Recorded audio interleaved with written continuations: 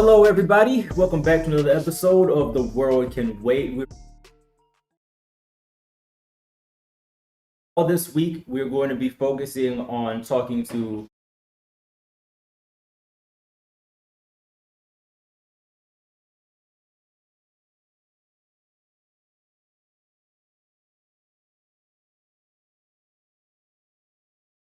or we're talking about women. The day after that, we're going to talk about racism. We just hit as much as we can hit to get perspective that we may not otherwise. A lot of us have grown up with the military. A lot of us have military. I'm an army brat, but I really feel like no matter what your experience, because of that, we want to hear from as many people as we possibly. We're doing as military week. Thank you all for being here. We appreciate it. I'm gonna pass it over to Charles real quick. We're gonna open in prayer and.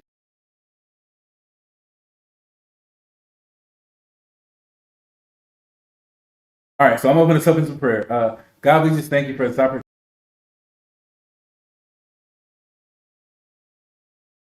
Whatever reason. And I just pray that this conversation would be fruitful, impactful, and that somebody somewhere would learn something from it. In Jesus' name, amen. Amen. All right. So I'm going to kick us off with the icebreaker. And I guess I want James, if you wouldn't mind starting us off, you could tell us what branch, what your MOS was, and how old you were when you joined. Well, hold on just a second, James. Let me make sure we can hear you. All right, go for it. All right. I served in the Marine Corps Reserve for 7 years, and I was a light armored vehicle mechanic, and I was 23 when I enlisted. Okay. What about you, Mr. Hubbs? I was 17 when I enlisted into the United States Army. It was delayed entry, so I was still in high school. I turned 18 in basic training. Went to 73 Charlie, which was finance. I was a finance specialist for the United States Army. Okay. Mr. Charles? Yes. Okay. I was in the Air Force for 23 years, and my job was I was 702. That's admin. Okay. Admin. That sounds fun. Yeah. Admin, accountant. Everybody sounds fun other than what I did. Like what'd you say, the light armor vehicle Mechanic. Yeah, that sounds fun. All right, cool. Not that fun. So the first question, it's what is your reason for joining? And I wrote that thinking about how most of the people that I engage with in conversation about military and the troops and veterans and all of that, it's like they all think that we all joined for the same reason, which in my time I met very few people who actually joined because they wanted to just like serve their country. Most of the people just wanted to get out of their hometown, so I wanted to find out what was your guys' reason for joining. And we'll start with you, Mr. Hubbs. I had a few different reasons. When I joined, a lot of family, it was kind of a tradition. There was a lot of family members. It wasn't like you had to go do it, but there was a pride thing a little bit about it.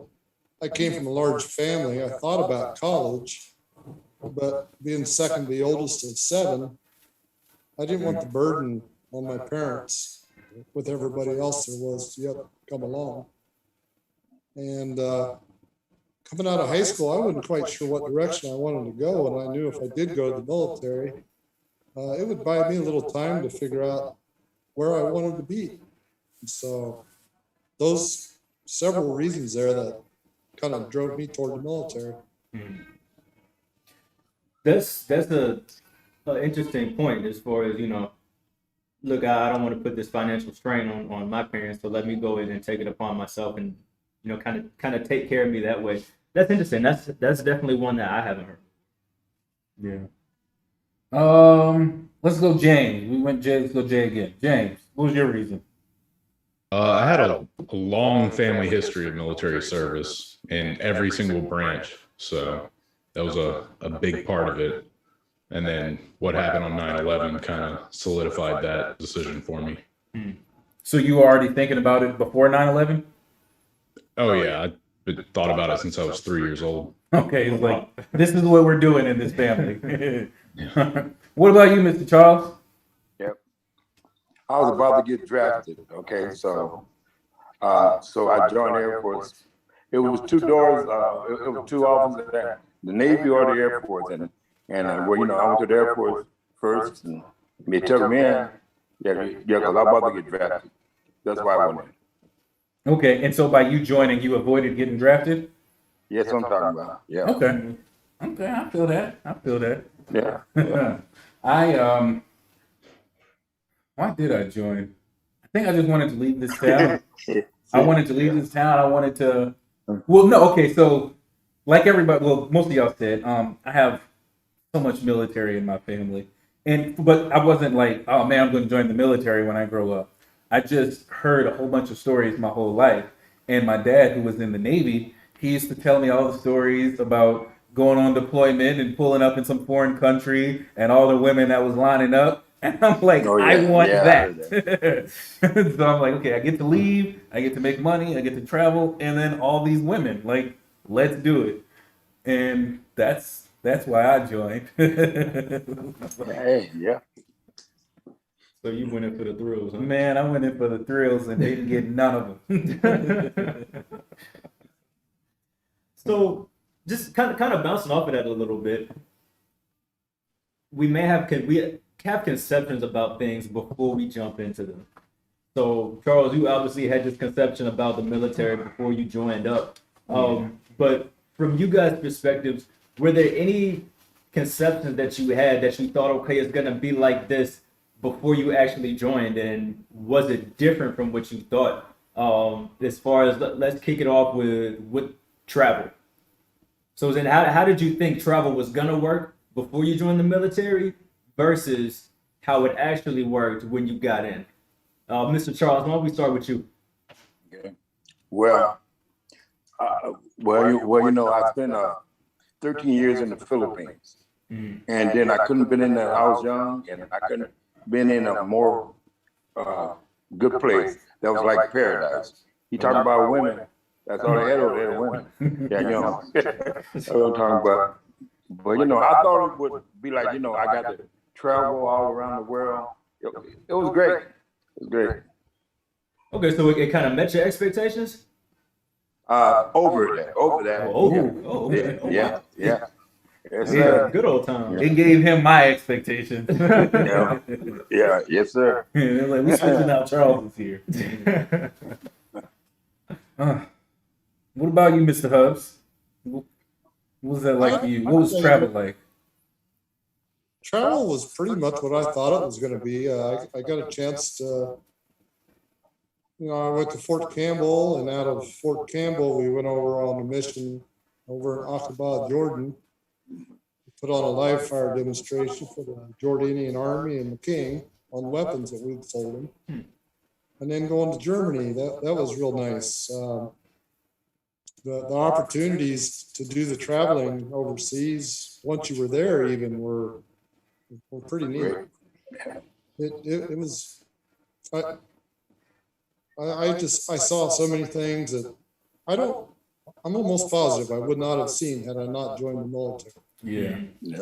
Yeah, it was a big thing that my parents talked about a lot when they were stationed in Germany. Was, you know, you could hop on a train or a bus and go to the next country that day, come back home that night, go to another country. It was just, you could see so much just from being stationed in one place. So yeah, that's amazing.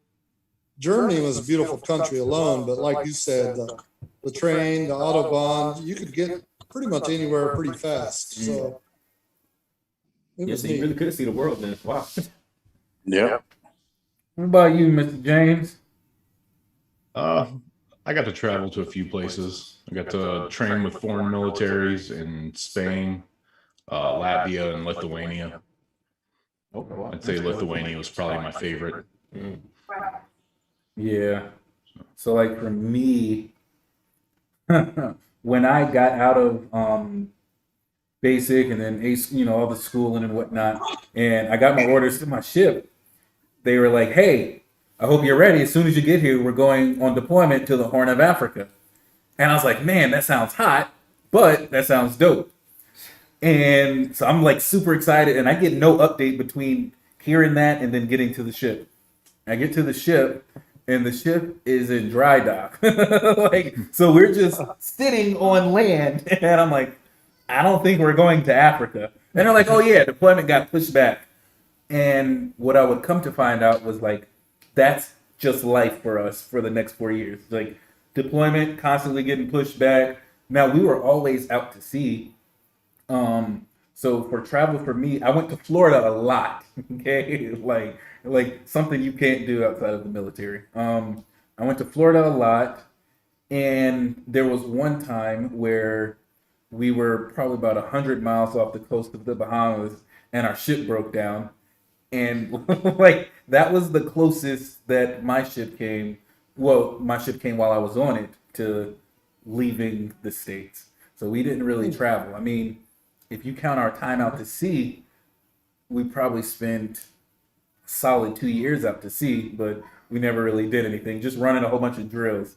So it definitely did not meet my expectations. Like I said, like my dad was telling me stories of tossing his Dixie hat over with the number on it and then getting called. And like I'm expecting to live that life, and that's not what happened. Not just women, but I'm expecting to go to other places, meet different people. I did. I think we did encounter some. We had a lot of French and Canadian sailors that would come into Norfolk sometimes, but outside of that, like it was just nothing.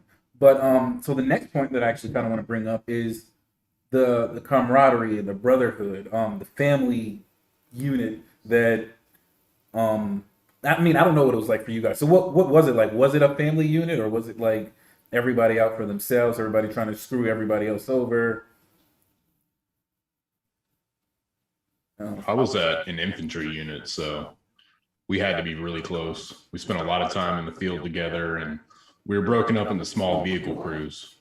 So you lived and worked with your crew nonstop. So we got to know each other's everything about them, about their family, their kids. I mean, we still hang out today, most of us. So you're around just 24/7. Is the same group? Yep, same guys. It's like 7 dudes, one vehicle. So I guess at that point you really don't have a choice but to get to know each other and really build that bond, huh? Yeah, it's your only option.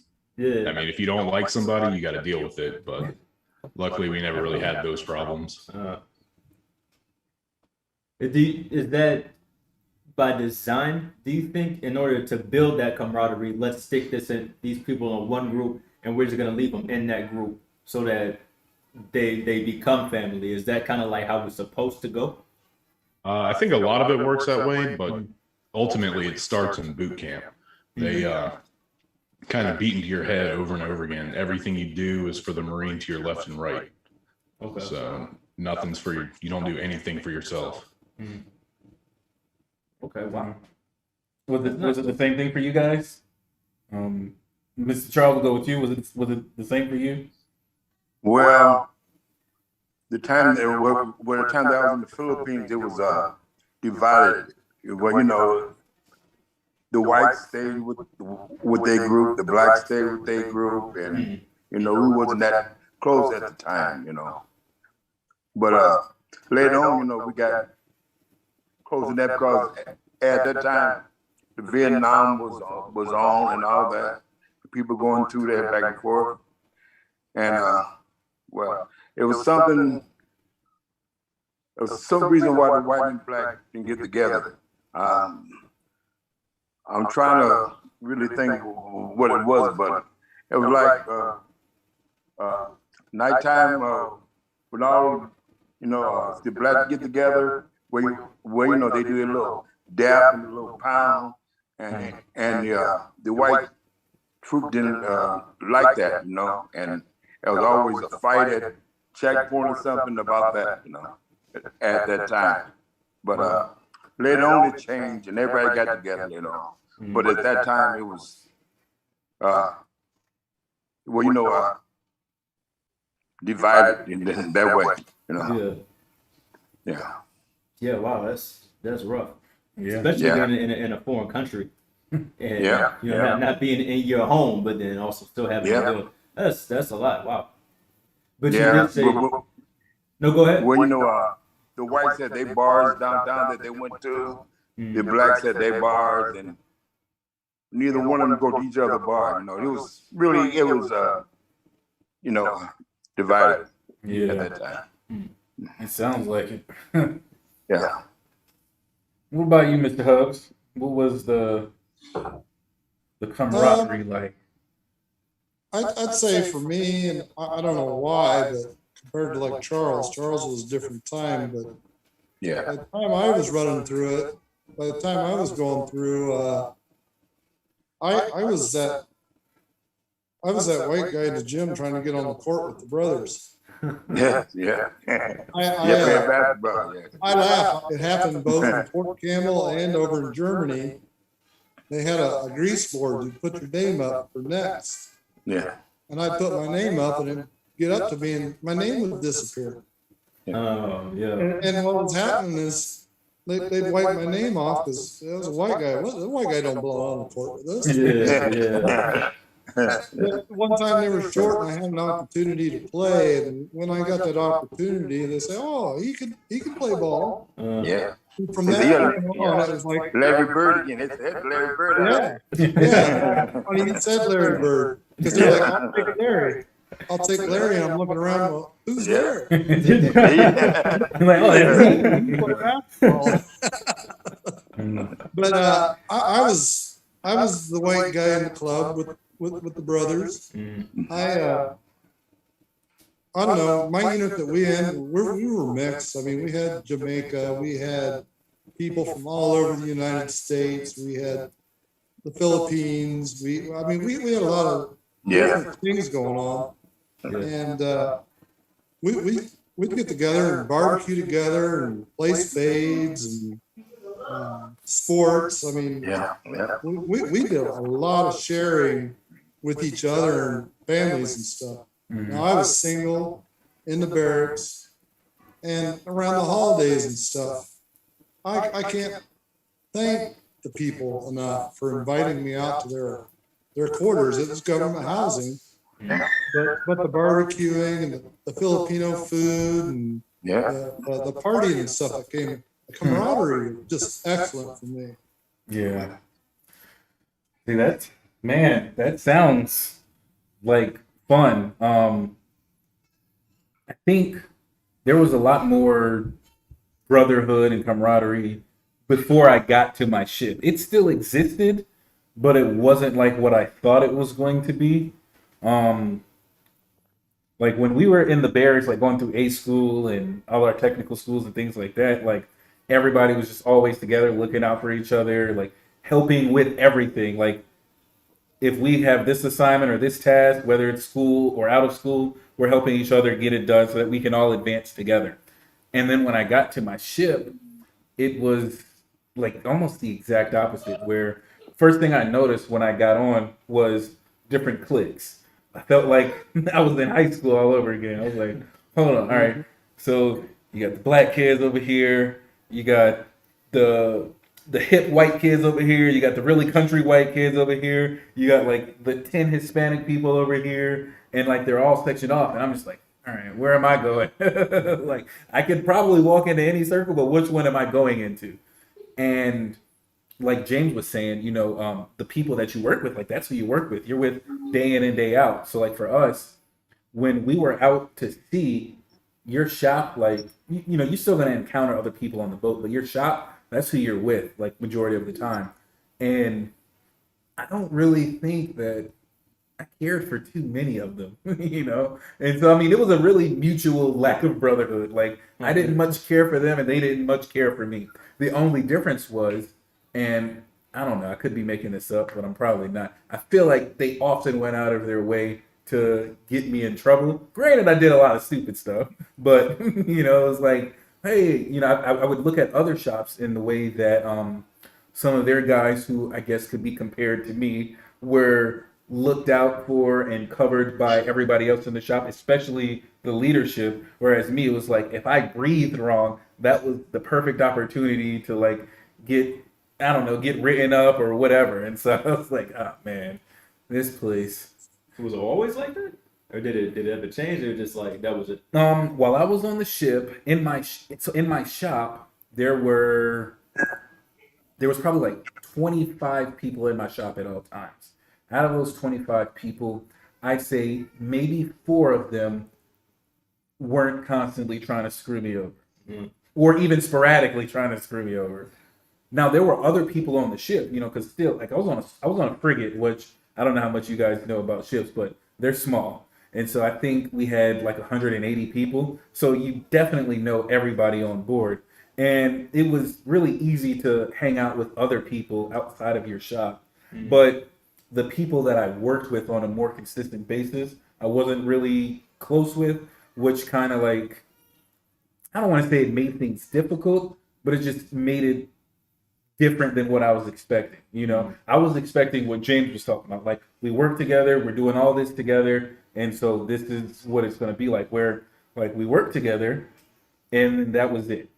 You know, and so it was just like, all right, cool. But it was just once I understood that we're not friends and we're not going to be friends, you know, I learned to navigate my time on the ship differently, and that's just really what it came to. See, I felt like our NCOs and some of our leaders, which I served under, I don't know, in the finance office, there was a share of the females in charge as well. And I felt like they almost like tried to adopt me figuratively. It's like they wanted to make sure that I was taken care of, you know, and they had their families, but they invited me to be a part of some of their family functions. And I was thankful that they were looking out, because I was 18 at Fort Campbell, and then I turned 21 over in Germany. I was still growing, and man, if it wouldn't have been the food in the dining facility was okay, but nothing like when I got invited over to the family and the barbecue, and I mean that food, I appreciated that opportunity.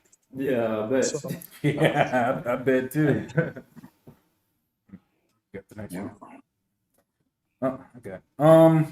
So was the overall lifestyle of the military, the branch that you were in, and then the job that you had, kind of, was it what you were expecting as far as you know, like the mission and the purpose of the Marines, the Air Force, the Army, of a light armor vehicle mechanic? That's what you said, right? Look, Yeah, here's too many letters. We about to call you a Lam V. Oh, Lavin. That's what it is. Like, They just call them LAVs for short. Oh, there I don't know why you didn't just open up with that. Because then everyone's like, well, what's an LAV? Oh, right. Yeah, I feel you. we know what it is now. You're an LAV from now on. So yeah, was the overall lifestyle of just being in the military and functioning in your branch and in your job, was that kind of what you were expecting, or was it different? For the most part, it was. You do a lot of cleaning, a lot more than I expected. And also, in regards to my MOS, so I thought I would enlist as a mechanic, and they'll bring the vehicles to me when they're broken. Well, I soon found out that as a mechanic, an LAV mechanic, you're also on the scout team. So because I take up a spot in the back of the vehicle, I have to do a job of one of those guys in the back of the vehicle. So I was also a rifleman, which we're all trained to be anyway. So it was a little bit extra, a little bit more than what I expected, but you can adapt pretty well. And What about you, Mr. Hubbs? As a finance clerk, people were not going to get paid if we spent too much time out in the field. One of the reasons I went into finance is living out in the sticks. I wasn't crazy about it. It wasn't that I didn't do it. We had our share of fun out there, but it was limited. You know, like if you were in infantry, you spent 6, 8 months a year out in the field because that's what your function was. Now, as finance, if we were out of the office, people weren't getting paid. And so our time was maybe 2, 3 weeks a year is all we would spend out. And the rest of the time, it was pretty much what I expected and hoped for. Now, we did have the opportunity at Fort Campbell, if you wanted to go to air assault school, which I was a dope on a rope, they called it. Went through this air assault school, learned how to rappel out of helicopters and how to hook up heavy equipment and fly it underneath the bird so it'd fly the right way. We had that opportunity even though we were in finance, and I was glad I went and did that. That was pretty big adrenaline part of one of my experiences with the training. You could work your way up through the promotion process, and I had the opportunity. You didn't have to, but I went through a leadership development course, and I thought that was kind of neat. Then I was able to, I don't know, I was promotable, but I could instruct, give classes on whether it was first aid or whatever it was, rather than just taking those classes. I had the opportunity to learn how to give those classes as well. So a lot of the training, you could be as much as you wanted to be or as little as you wanted to be. They didn't really make you be something you didn't want to be. Yeah. So I was appreciative of my experience. Yeah. Mr. Charles? Yeah. Well, as a admin clerk, you know, we work a 9 to 5 job, you know, and mostly paperwork that we do, and the job itself was good. You know, you work 5 days a week and you're off the weekend, and you know, and sometimes you had alerts that you had to go to and do stuff like that because they're always looking for the admin person to do the other job because we was 9 to 5, and then sometime on the weekend they would call us. But you know, as the job as a whole, the job was great. It was really good. You know, I enjoyed that. Yeah. Wow, that's cool to hear, because I guess I can't speak for everyone, but for me at least, and some people I know, the idea of the military is we're all overseas, we're all getting ready to fight at all times.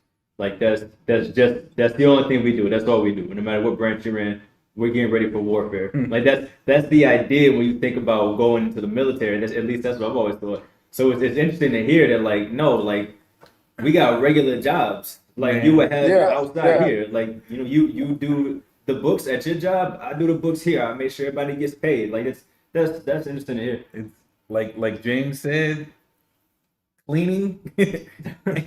I don't think like you're prepared for how much cleaning you're about to do in the military. Like consistently, the same spaces daily. You know, like Things you never even expected to clean. right. Yeah. Like I didn't even That's like true. cleaning. Man, did a They're lot like of sweeper. I said sweep what? waxing and buffing. We did a lot of waxing and buffing. That makes sense now. I think we all know what a buffer is. Yeah.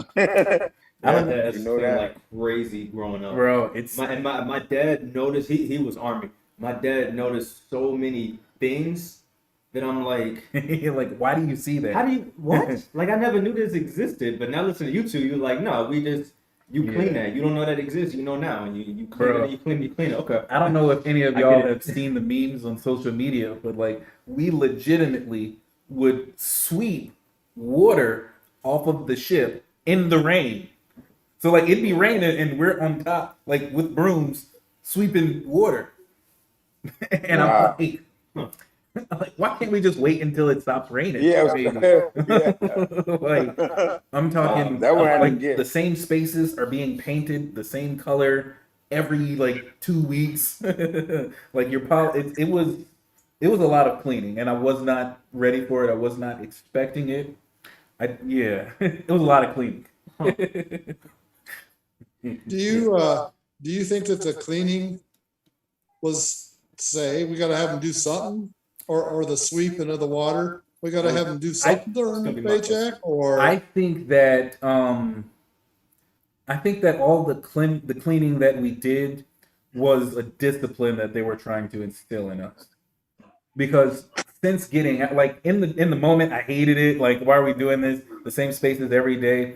But now when I'm in my home and I'm thinking about cleaning, I now have like this template to go back to. It's like, okay, we don't have to do everything all at once. Because like the way we did it was sweepers was from like 12 to 1 every day. And then on Friday, they had what's called field day, and it lasts like 4 hours.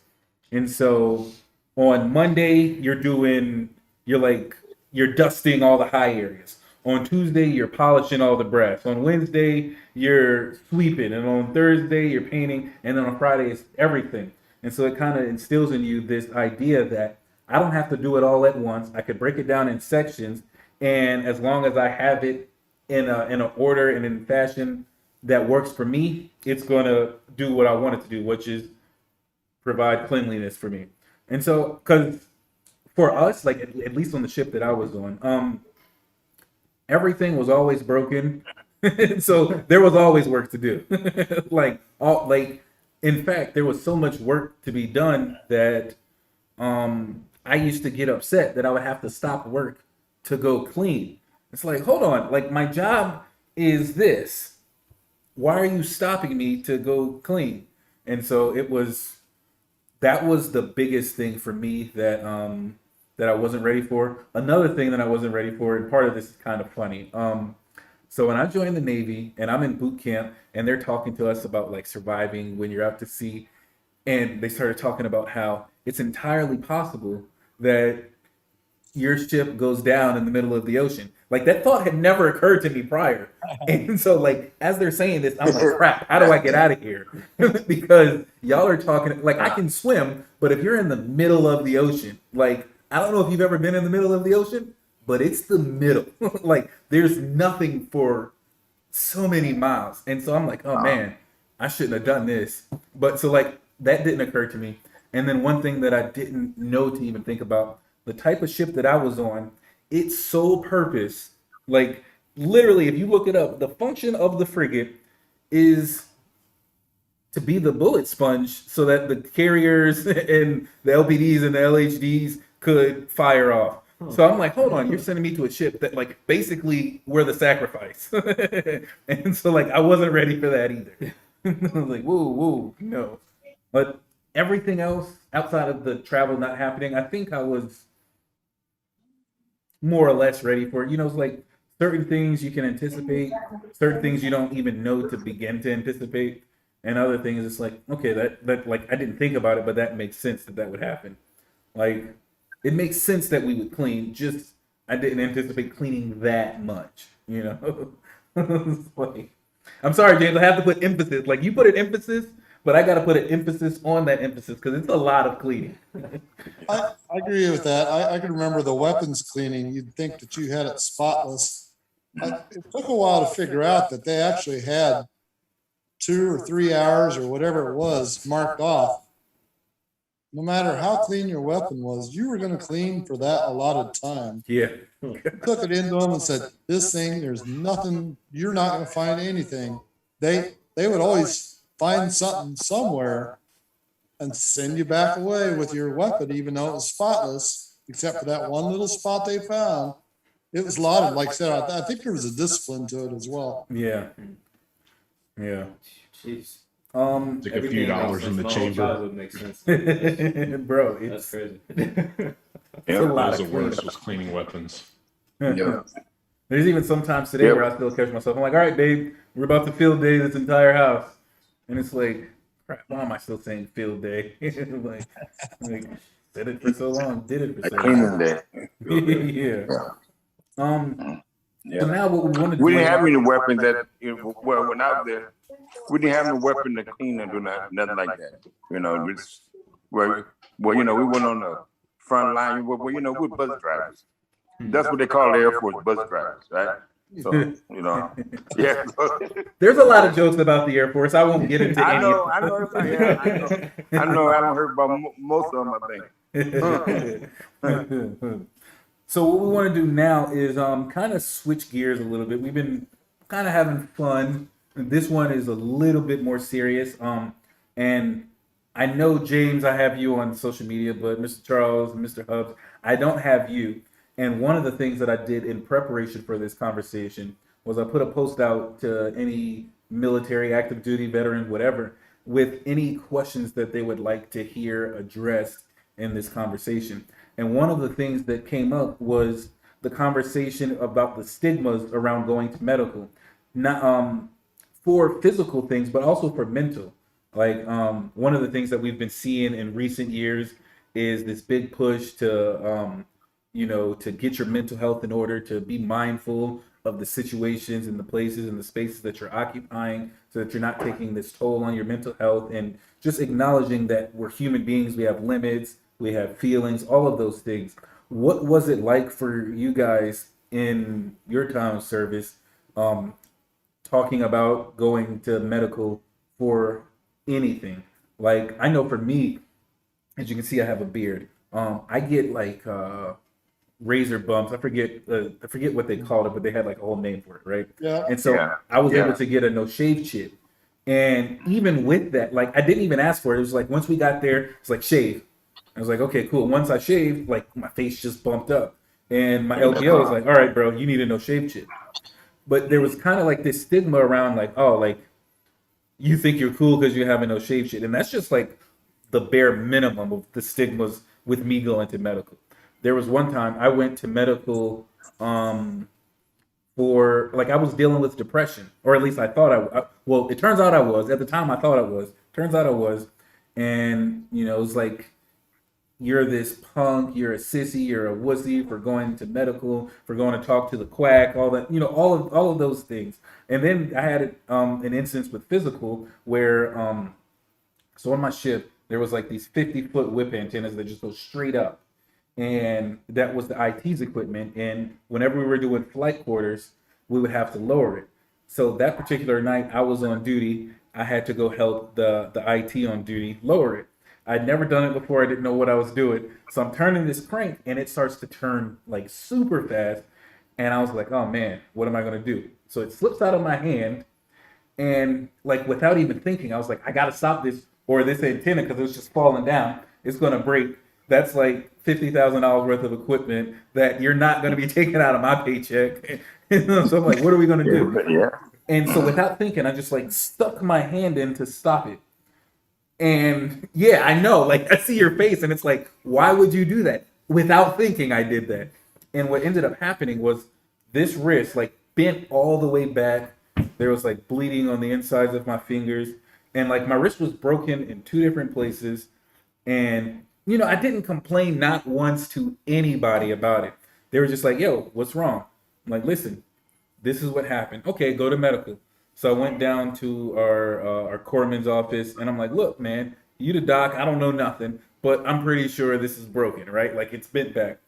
And so the dude, he gives me an ice pack, nothing to wrap it with, just an ice pack. He gives me Motrin, and he's like, get on your way.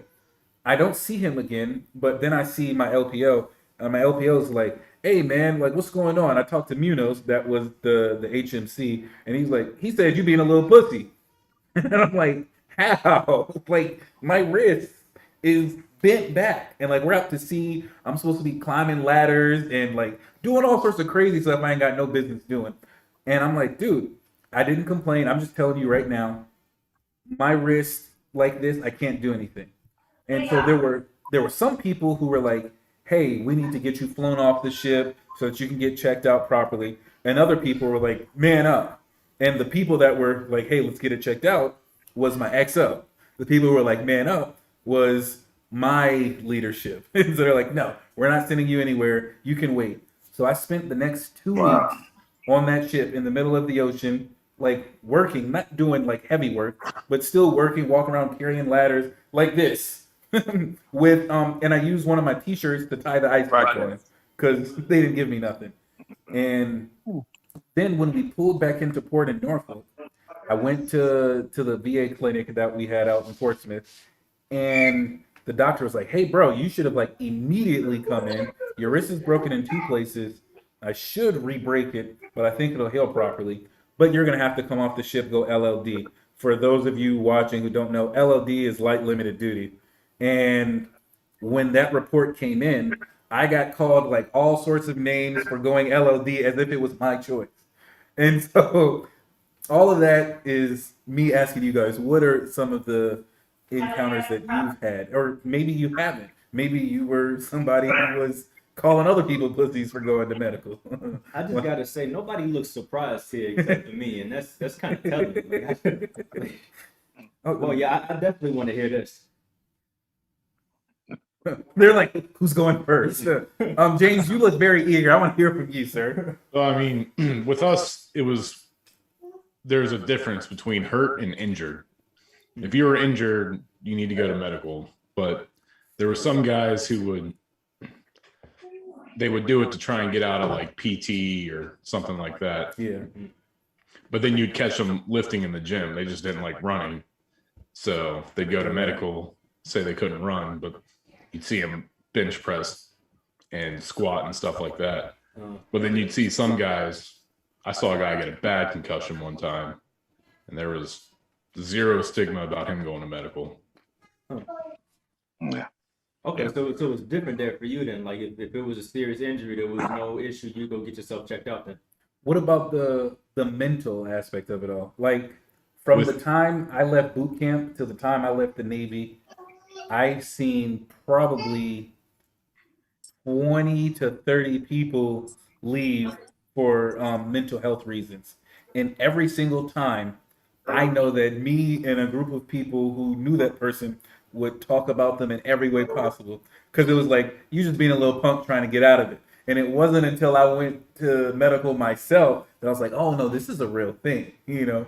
And so like, what about the mental aspect of it for you guys? The mental aspect, it kind of changed to where they're pushing you to, if you need to go to medical for a mental health checkup or anything like that. Just because there's been a lot of incidences lately with mental health issues that were left untreated and caused some deaths and issues. So it's taken a little more seriously now than what you're saying. Yes, definitely. Okay. Well, that's good to hear. Mr. Charles, what's your experience been like with medical?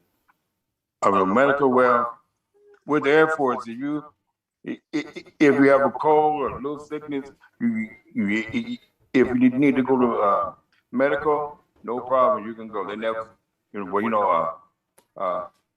try to stop you from that, and mental ways and I never had no problem with mental ways, so I don't really know. Yeah. But you were just good to go whenever you needed to go. No kind of like. Yeah, you can go anytime you want to go. Okay. Wow. Air Force joke loading.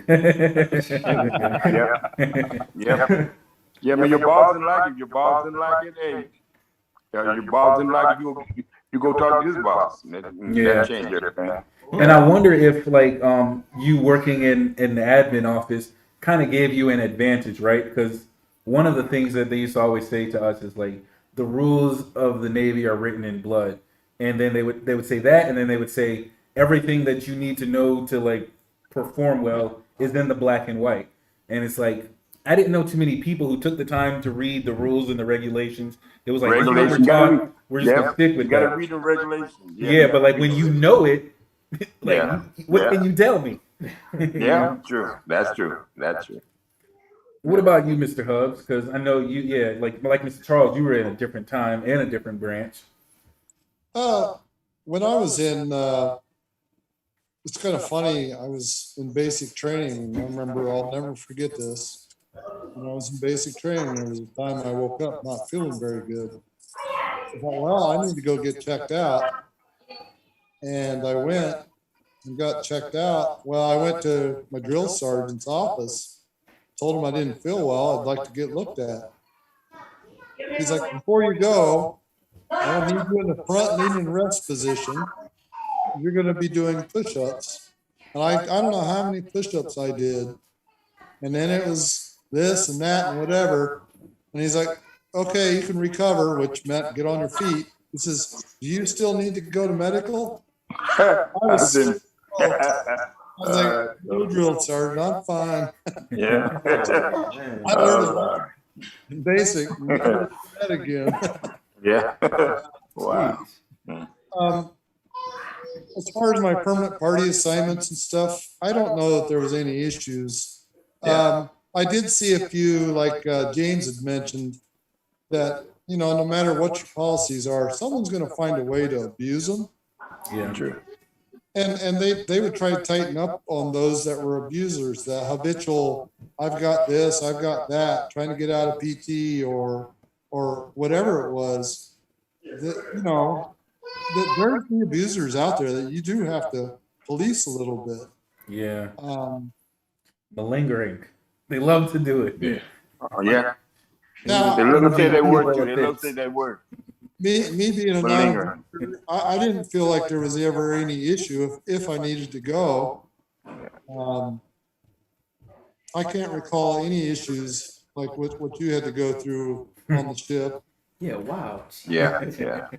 Yeah. I wow, guess that I'm was just a rough. special case. Well, I mean, you know, it was all different for all of us, Yeah. so you can't sit here and say this is how, you know. Yeah. Our experiences are all different. Yeah. So we had a viewer question I thought was kind of interesting, kind of having to deal with medical, and I feel like you'll be able to answer this the best, Charlie. But the question was, how was your experience with medical kind of shaped you as a parent? Like, say a child gets hurt, does that kind of shape how you look at it? Do you like kind of rank the injury? You know, is this serious? When you look at this, can you just throw some dirt on that? Like, has it changed your view at all as far as the kids are concerned? What my experiences with medical have done for me overall, and like it's not so much how my kids are concerned, but it's an overall, thusly it affects my kids, which is I've always been like pretty skeptical of doctors and pharmaceuticals and things like that, and it kind of further solidified it. Like, no matter what was going on, if you go to medical, they're giving you Motrin. like they're giving you Change your Motrin. socks. Like, no matter what's good. So it's like, yo, I just like split my head open, like literally, not a headache, but split it open. Here's some Motrin, bro. And I'm like, okay. And so it kind of showed me how many people there are doing jobs that they're not qualified to do. And one of the biggest things that happened with me going to medical when I went for depression, like I went in suicidal, told this lieutenant, I remember her name and her face so vividly, it made me so angry. I remember telling her like, yo, I'm trying to kill myself. And that turned out in a completely different way than I was anticipating. And I remember leaving there thinking, I'm never opening up to anybody ever again. And so ultimately, what my experience with medical has done is kind of like shut me down to outside assistance in the medical field from anybody, for real. And with my kids, what has happened is I've found myself in situations that are outside of my control, that Google doesn't necessarily have the answer for, like immediately. They have options, but not the answer. And so there are a couple of doctors in my family where I'll reach out to them and ask them questions. But I'm like good on doctors, like so good. Yeah. So anyone else had any kind of changes in perspective just based on their medical? No? I don't think we had from my perspective, medical, I don't know.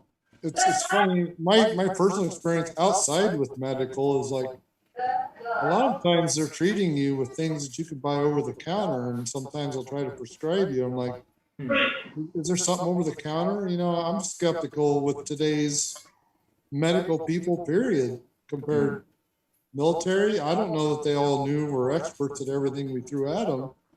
Yeah, But that's I true. also feel that same way. I feel that same way with today when you go to a doctor and stuff. Yeah. Or like Yeah. taking your vehicle in to get work on. Sometimes we're troubleshooting and we're not actually treating what the real problem is. And so I don't know. I kind of ask around. The Google thing's a good idea, but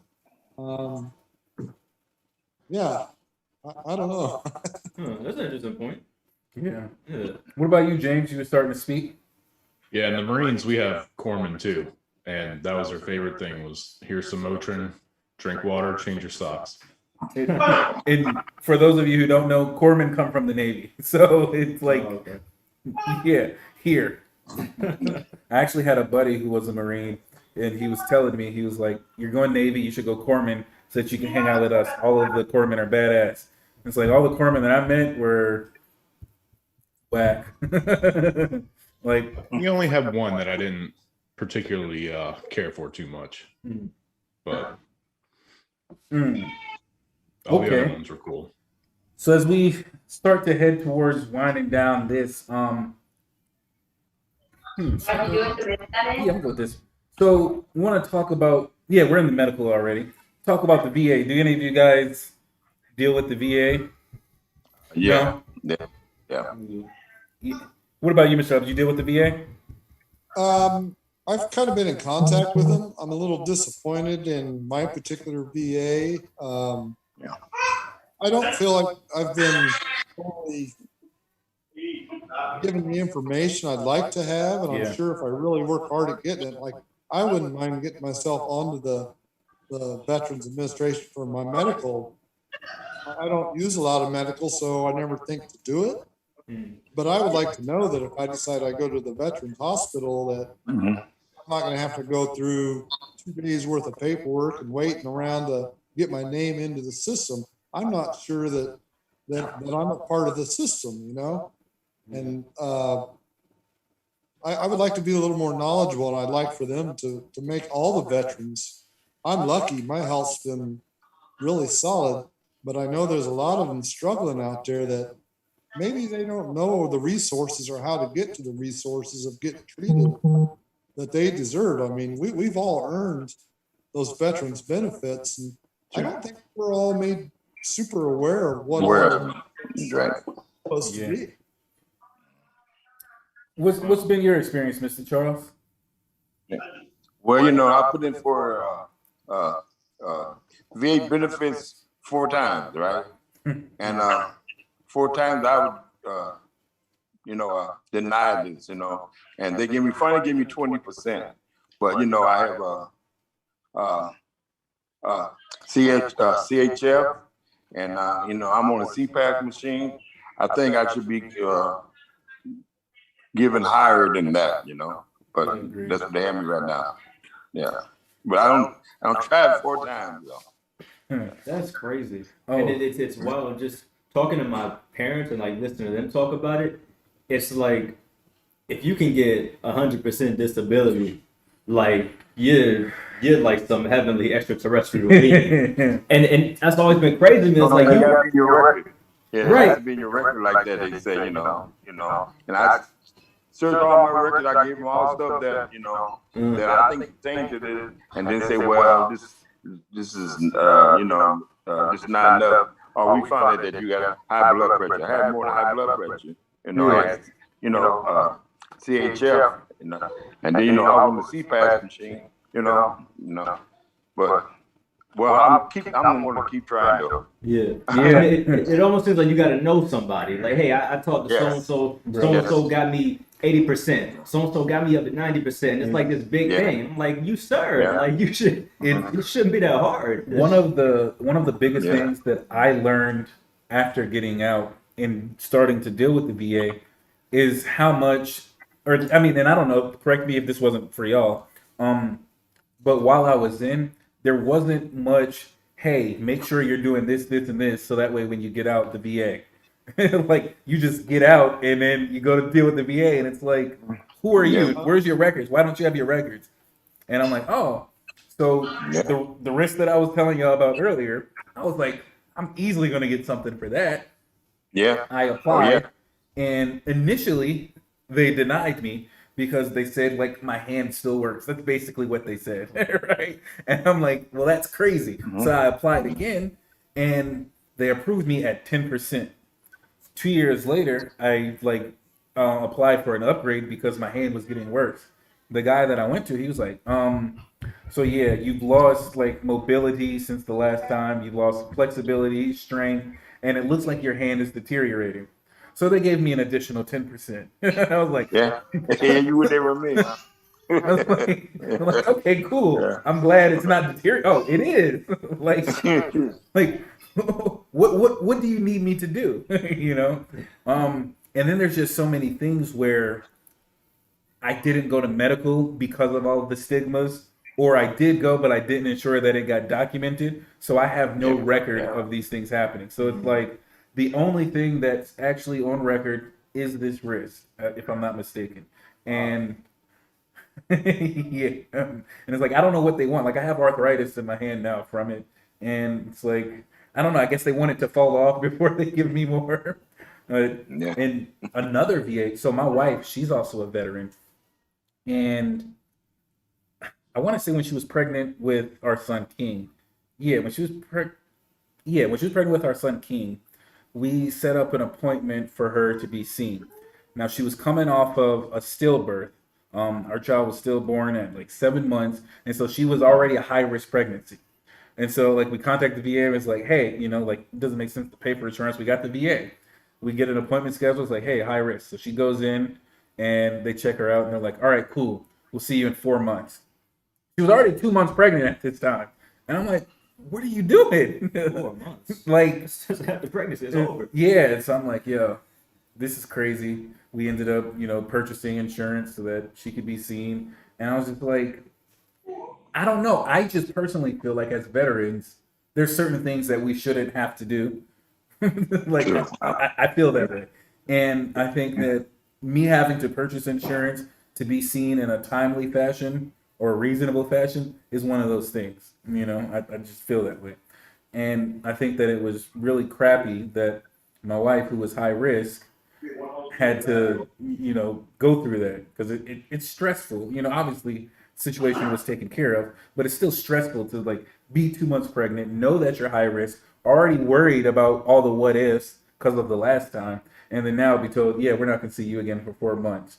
And that's assuming anybody even reaches out to you, because you can set up an appointment and then never get it confirmed or get it canceled without them reaching out to you. Like all sorts of stuff happens. That is crazy. Yeah, it's oh man, it seems like I have like all the best stories. Well, no, I mean, I think there's a lot out there, and I think it's been identified, but I'm not sure what they're doing to fix the problem. Yeah, Yeah. It's unfortunate because there are a lot of people who put a lot of time in for their country, no matter what kind of service it was. It shouldn't be that hard to get taken care of when you need taken care of. yeah, Yeah. Definitely a broken system. yeah, and that's the thing. It's like, what I don't think they're doing anything. It's easy to say, yeah, we're overhauling this and we're fixing that, but what are you actually doing? So, I've ultimately given up on the VA.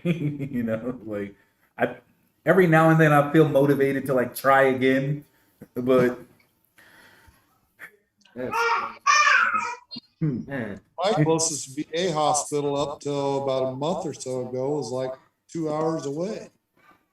So for me to even go get seen or treated, it was like, now recently they've opened up a branch within 20 minutes.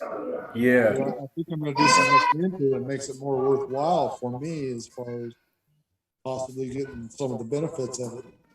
you would think that they would like open up like these smaller branches, especially in towns that are, like kind of barren or just smaller towns. Either open up a smaller branch or add some sort of addendum where if you don't have a VA hospital within a certain radius, you're allowed to go to maybe not every hospital in that area, but these certain ones. Like, and I feel like if simple me can think of that, somebody making all that money should be able to think of that. It's like, That's true. Well, kind of like health insurance, it's got to all be in network nowadays. They're making it harder and harder for you to go get treated for your own health insurance that you're paying for. Yeah, yeah. it's a mess. Man, wow. You want to do less? That's wild. I never would have expected that. Just, I mean, especially here, we kind of hype up our service members so much. You know, it's like, hey, these men and women are out there fighting for us. They're giving us our freedom. They're putting their lives on the line. It just, to me, it makes sense that you would get out, you would be able to go to VA, and it's just smooth sailing. So that's a lot to hear. But wind it down. We kind of want to hit our last question before we close out for the night, and we want to hear from you guys. Just if you could kind of sum it up. What were some of the low lights, the moments of service you were like, this sucks, I don't like this, like a terrible experience. But also, what are the highlights? What are the things that you say, man, this was great, and I would have never experienced this, or never had this experience in my life without having served. So what are some of those kind of low lights and highlights for you guys? Mr. Hubbs, why don't we kick it off with you? I'd have to say my low life experience was right at the very beginning, back to basic training. It was weapons qualification. I went in and zeroed our weapons like we're supposed to, and went out onto the range, and I didn't qualify. So what that meant by me not qualifying, I think I had like 2 different tries to doing it, is I had to, they call it recycle. So my basic training should have been over with in 6 weeks. I had to recycle back into the military portion of another unit, which added another 2 or 3 weeks of training. And when I got to the next unit, I got in there and I zeroed like I was supposed to, and I had no problem whatsoever qualifying. And I told the drill instructor at the next unit, I felt the weapon I was using, there was something wrong with the sights on it. And there wasn't anything that I could prove or they wanted to hear. Yeah. That was pretty tough on me. All the guys I'd went through all that time with, through the basic training at the very beginning of it, it kind of knocked me down quite a bit. And, you know, once I got past it and got qualified and moved on, it was like I was hard charging, you know, the rest of the way through it. But that was a tough part for me as far as a low part. Yeah, I bet. Especially like you said, when you get close with all these people, then all of a sudden they move on and you gotta hang back. Yeah, wow. Jeez. Okay. So what about a highlight for you?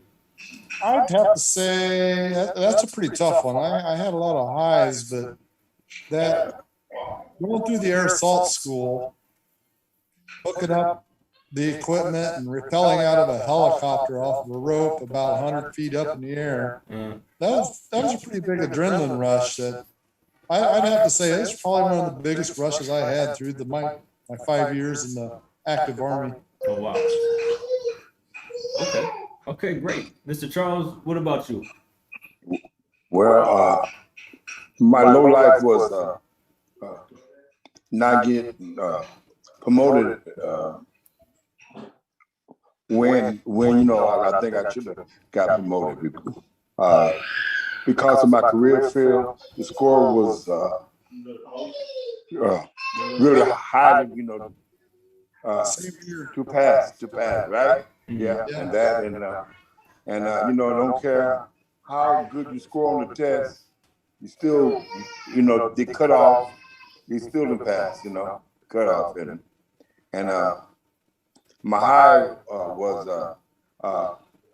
traveling all over the world, meeting all the people in the world, you know, different Air Force members and stuff. That, you know, I really enjoyed that part. Yeah. Charles, I'd like to add to what you said on that. Okay. Being in administrative fields, our cutoff scores to get And promoted. finance too, yeah, I know. Finance too. What happens, to explain why that is your infantry, your cannon cockers, your field type duty people. Yeah. They Flyers, get a Air Force profile, flyers, yeah. and they would reclassify into the admin fields after they had already made their rank. Yes. So they had made their NCO part. So everybody reclassifying in administrative fields. So we were top heavy with the NCOs. Yeah, yeah. So they put ours so high. I mean, I was promotable for a long time in my 5 years because I maxed out my training. But to get promoted, you had to have like a degree. And I was like, shoot, if you got to have a degree, you might as well be on the outside if it's not. Right. Yeah. Correct. I mean, that affected pay grade as well, you know? Yeah. Yeah. Wow. Okay, that's wild. Yeah. Like I think one of the when I took my first exam for third class, I failed it. I'm pretty sure I failed like horribly, right? Like so bad. And then the next one, I like smashed it, but I had just gone to captain's mast and got reduced in rank. So where I would have got promoted to E4, I got reduced down to E2. I think that's definitely got to be one of my lowlights. Like, Yeah. like I need my money. Highlight for sure. All the people that I met. I mean, I met my wife, Chris, so many different people, and then just yeah, it's the people for me, man. Being able to be around different people, whether or not I like them or agreed with them, I like thrive off of being around different perspectives and vantage points, and there was no shortage of that on my boat. Like everybody there was from somewhere different, you know. And so it was really interesting. And you know, now that I have you here, Mr. Ellis, it's really interesting because there was a lot of people from like small town America.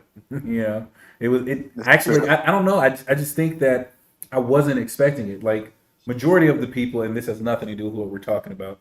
So like if they're not coming from California or New York, it seems like they're coming from small town America.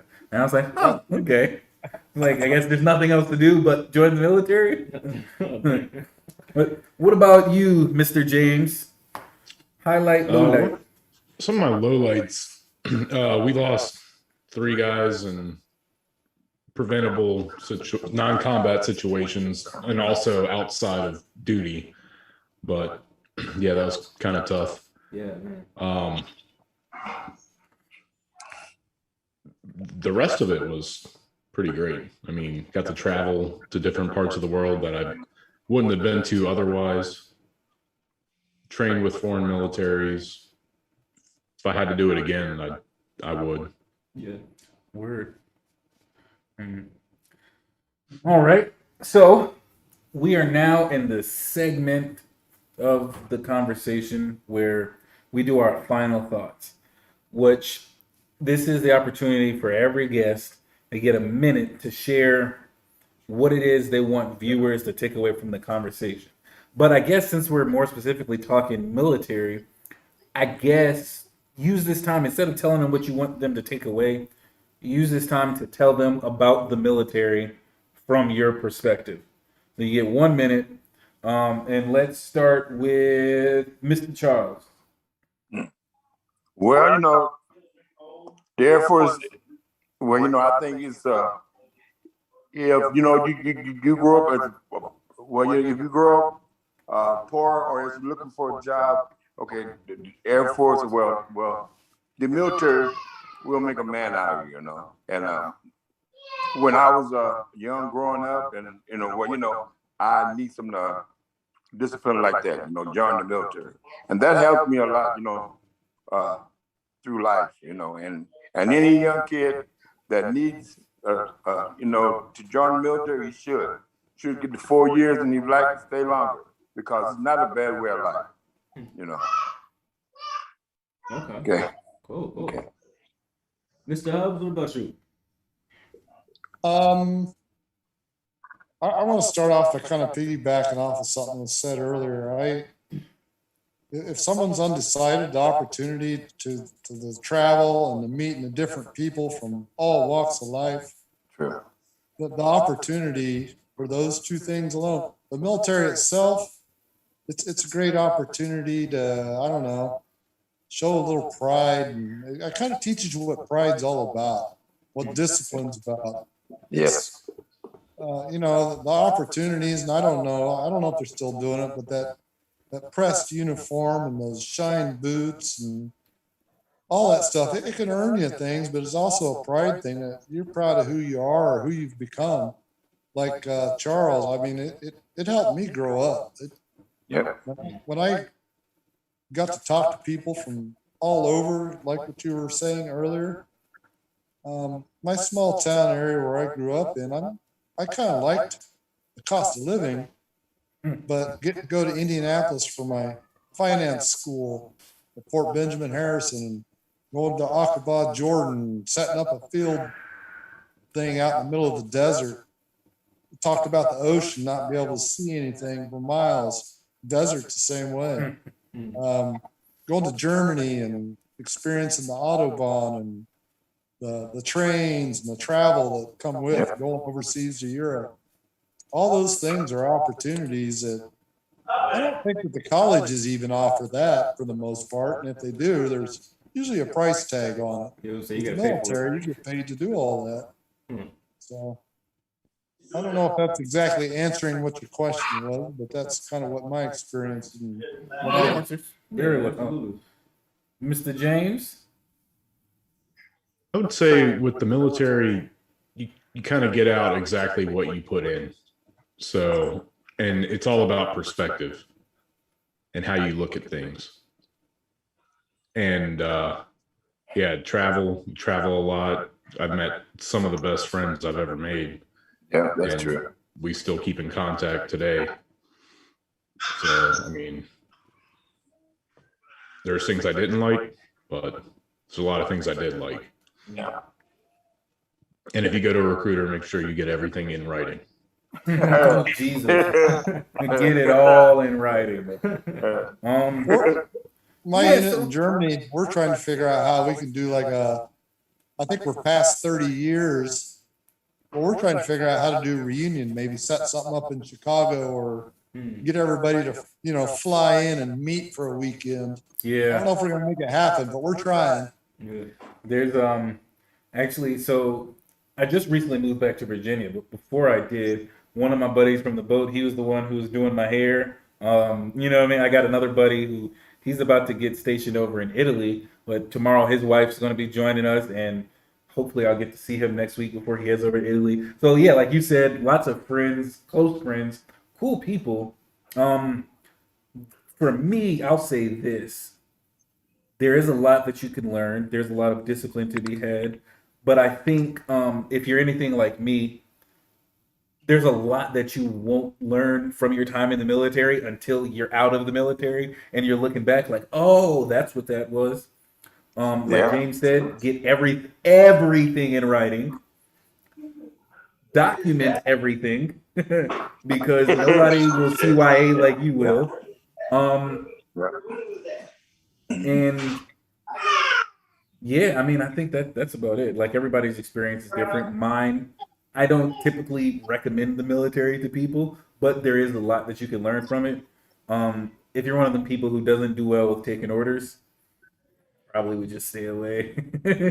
Like if you don't do well with inefficiency, I'd stay away. There's a lot of those, and it's like, why are we doing it this way? This is so much faster. But you're not in charge, so it doesn't matter what you think. And like me, that like blows my mind to like do something in the silliest way possible when I know a smarter way. And so I had a lot of issues adapting to the ways of the military. It I wasn't had until that like happen to me today on my job. you said what? At my job today, I had that happen to me.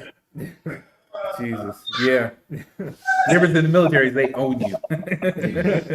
It's like they own you. Like your job, you can just walk out. You walk out, you're AWOL. You're going to the brig. You're losing rank. You're losing pay. Half month's pay times 2. Reduction in rank. 60 days restriction. Oh, jeez. Been there, done that. You don't want to. I mean, I didn't go AWOL, but I've been on restriction. Yeah, I was a fun person. Which, yeah. All right, Dom, you're fine. You're fine. Well, obviously, as the one civilian never served, I can't speak to that. But I will say that it was definitely insightful being able to hear from all 4 of you tonight about your experience. It put a lot of things in perspective, and I learned some new things. So I appreciate that. I want to thank all of you guys for your service. No matter how long you were in, no matter where you were at, I appreciate the fact that you were willing to go and do that in the first place. So thank you for that. Thank you to everyone that was watching tonight. I hope that you guys were able to take something away from this as well that you didn't know before, that you can say, hey, I know this now. That's what this was about. So yeah, that's all I got. Like I said, this is military week. So we will be back tomorrow night, same time. We'll be back Thursday night, same time. So make sure that you're tuning in for every episode so that you can get as much perspective as you possibly can from all of our service members. You got anything else? Good to go? I do not, man. Okay. We're good to go then. I'm going to pray us out real quick, and we'll see you guys tomorrow. Thank you guys for this time, this conversation, and being able to hear from our service members on what it was like for them. Thank you for this fresh perspective that we may not have got to hear otherwise, and I pray that it would have impacted someone somewhere in a way that they can take this information and go forward change with it. In your name we pray. Amen. Amen. All right. Again, like I said, we will see you guys tomorrow. Make sure you log back in and hang out with us. And with that, we'll see you when we see you.